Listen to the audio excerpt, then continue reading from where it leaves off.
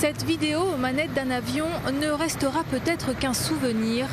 Quentin, 23 ans, se destine à devenir pilote de ligne. Le Réunionnais a suivi la moitié de sa formation auprès d'Airways College.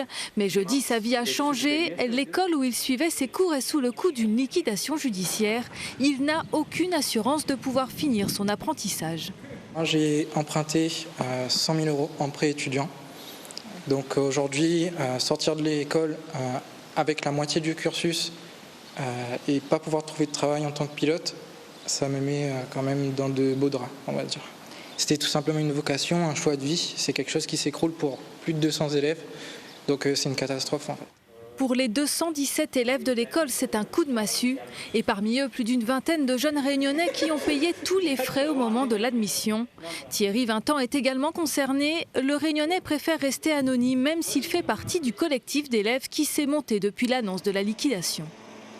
Aujourd'hui, on demande l'aide de tout le monde, de l'État, s'ils peuvent nous aider, de notre région, la région Réunion. On s'est endetté, on voulait réaliser notre rêve simplement, sauter le pas, et aujourd'hui, on nous coupe ce rêve-là et on n'a pas d'alternative et on a un énorme crédit à rembourser, mais sans aucune formation, sans diplôme à part le bac, ça me semble très compliqué pour notre avenir.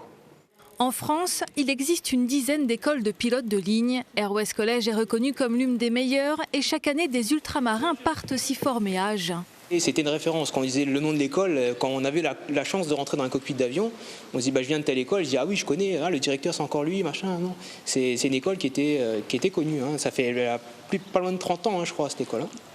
Comment la situation économique de l'école a-t-elle pu autant se dégrader? C'est le train de vie des dirigeants en place depuis 5 ans qui est remis en cause. Location de château, voyage professionnel en jet d'affaires ou encore voiture de fonction de luxe. Pour le moment, l'affaire Airways n'en est qu'au début puisque la liquidation judiciaire est assortie d'une enquête de police. Quant aux élèves, ils sont contraints d'attendre. Ils ont interpellé le ministre des Transports pour lui demander des mesures de soutien.